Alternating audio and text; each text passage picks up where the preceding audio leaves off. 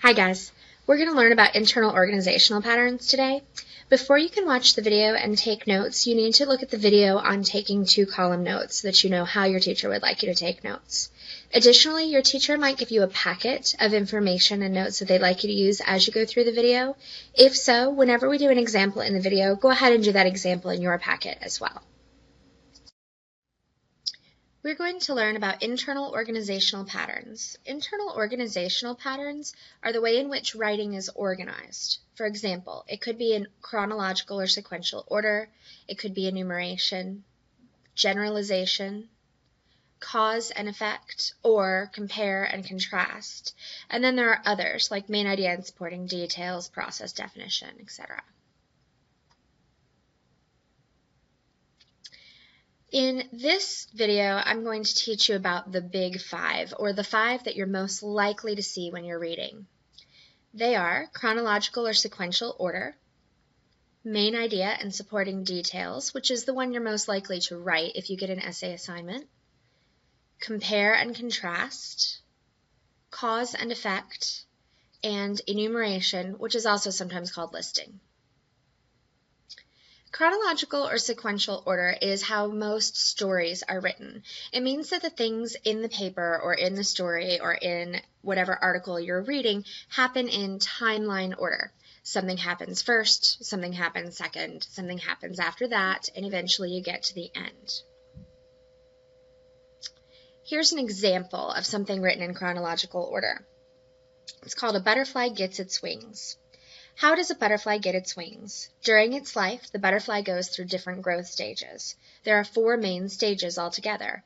1, the egg, 2, the caterpillar, 3, the pupa, and 4, the adult.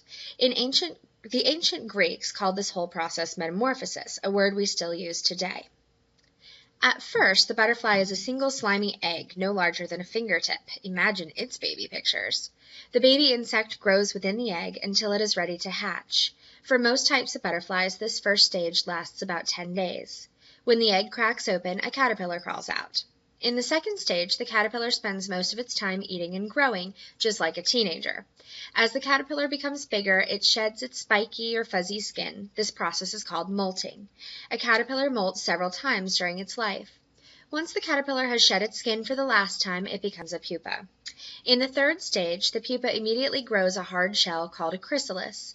Then, inside the chrysalis, the pupa goes through the changes that will make it a butterfly. The pupa's hormones turn its body into wings, antennas, and other parts of a butterfly.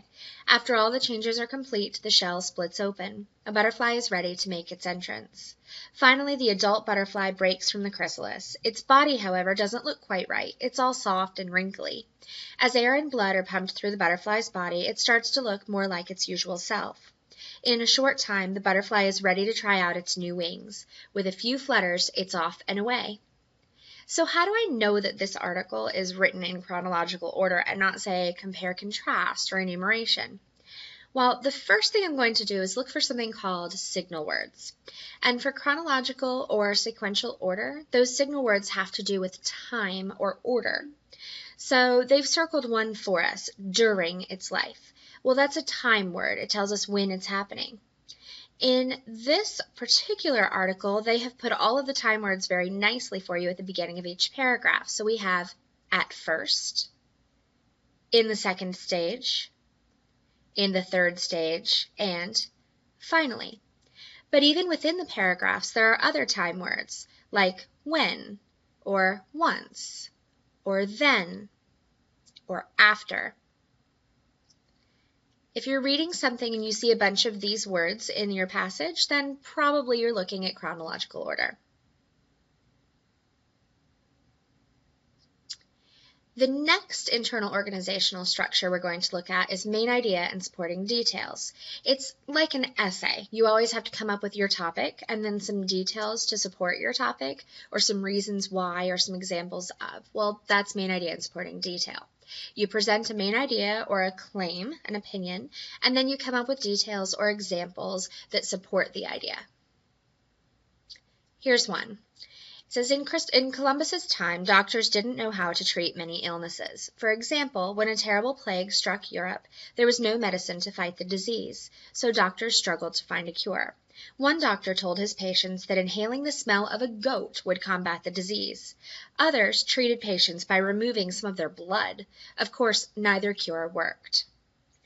After I've read this, I'm pretty sure that the main idea is in Columbus's time, doctors didn't know how to treat many illnesses.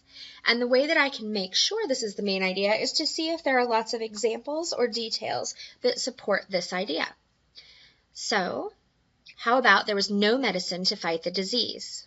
Okay, that sounds like doctors not knowing how to treat illness. Or somebody suggested we inhale the smell of a goat. Well, obviously that doesn't make sense to treat an illness. Removing some of our blood also does not seem like a good way to make us healthy, and it finally points out neither cure worked. All of these circled details support the idea that doctors didn't know how to treat many illnesses. Compare and contrast is the next structure that we're going to look at. Two or more things could be described, and you pay close attention to the similarities or differences between those things. So here we have a little article on twins, Annie and Elizabeth. Annie and Elizabeth say they're alike in many ways and different in others. That's common among identical twins. Annie and Elizabeth are both right-handed. They both wear contact lenses. Their hair looks the same. They lost their baby teeth at about the same time, and they both got their only cavity in the same tooth when they were 9. But Annie wore braces and I didn't, says Elizabeth on the left. Annie has asthma and I don't. Plus, Annie has more freckles. The twins' mother often got confused when the girls were babies. How could she tell them apart? One of Elizabeth's toes was more crooked than Annie's. About 10% of identical twins are mirror image twins. For example, one is right-handed and the other is left-handed. But all twins have different fingerprints. Annie and Elizabeth say they're best friends, yet competitive. We fight over everything, but we do have different tastes in guys, says Annie. Elizabeth adds, sometimes being a twin is so weird. It's also fun and kind of cool. Annie agrees. So I've told you that this is compare and contrast, but how would you be able to figure it out if you were presented with this article on your own? Well, once again, we're going to look for some signal words. For example, they've circled alike, which is a word that means we're looking at two things that are similar, and they've underlined different, which is a word that means we're looking for two things that have differences. Let's find some more. Both is a word that signals you're looking at two things that have similarities.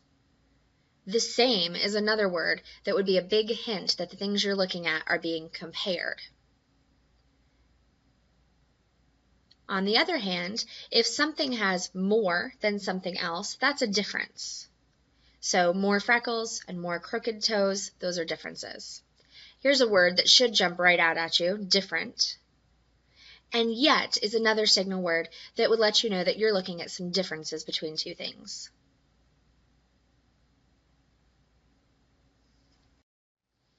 Our next internal organizational pattern is cause and effect, which is what happened and why did it happen or what made it happen. African Elephants at Risk is an article that is written in a cause and effect pattern. For hundreds of years, African elephants have been killed for their ivory tusks. However, in the 1970s, the demand for ivory greatly increased. As a result, the number of African elephants greatly decreased. In addition, since hunters wanted the biggest tusks they could find, they killed the biggest elephants. Not surprisingly, many of the largest elephants have vanished. Today, tusks are only about half the size they were 100 years ago. Between 1979 and 1989, the African elephant population was nearly cut in half. Because the numbers were so low, the African elephant was placed on the endangered species list. Finally, in 1989, a law was passed that put an end to the international ivory trade. Consequently, the number of African elephants began to increase. Some African countries, however, objected to the law. These countries depend on the ivory trade. Their objections led to a slight loosening of the law in 1997. Today, some people fear that great numbers of elephants will be killed again.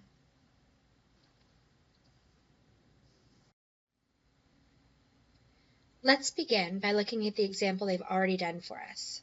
They underlined two sentences. However, in the 1970s, the demand for ivory greatly increased. As a result, the number of African elephants greatly decreased. The number of African elephants greatly decreased is double underlined because that's the effect. That's what happened.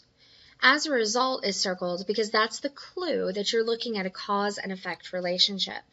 And why did the number of African elephants greatly decrease? Well, the demand for ivory greatly increased. Let's see if we can find another one. Hunters wanted the biggest tusks they could find. That's about to make something else happen. They killed the biggest elephants is what it made happen. So hunters wanted the biggest tusks they could find is the cause, and the effect of wanting the tusks is they killed the biggest elephants. Our clue, our signal word is since. Here's another one. The numbers were low. That's our cause. And what did that make happen? The numbers were so low that the African elephant was placed on the endangered species list. That's the effect of the numbers being low. We worried about them, so we put them on the list. And how do we know to look for a cause and effect relationship? We have the word because. Here's another one. A law was passed that put an end to the international ivory trade. So what did that cause to happen? The numbers of African elephants began to increase. Now that they're no longer in danger, they are able to breed and repopulate. And the reason that we know to look for one, our signal word is consequently. Last one. Their objections. That's the cause. Somebody is upset, they're objecting, and it is going to lead to a slight loosening of the law in 1997. So since they objected, they loosened the law. And our signal word for this one is led to. All right, last one, enumeration. Enumeration is very easy. It's a list or an outline. You'll be able to tell right away if you're looking at a list or an outline because there might be bullets, like there are in this slide, or possibly numbers or letters. So here's an example. Here are kinds of internal organizational patterns, which just happens to be what we're studying about, and we have bullets. Since it is a bulleted list and not paragraphs, I know that this is enumeration or listing organizational pattern. When you go to determine what a pattern is, when you're presented with a passage or a story and you need to figure out how it is organized, here are the 3 things that you can do. First of all, notice the formatting. If you see bullets or numbers, it's probably enumeration. Look for signal words. If you see something like first, then, second, finally, it's probably chronological order. If you see the same or different, it's compare and contrast. And words like because or therefore or led to usually signal that you're looking at cause and effect. And finally, if all else fails, you can read the content and look for things that are happening in a certain order, look for things that are being compared and contrasted, look for a main idea and some supporting details.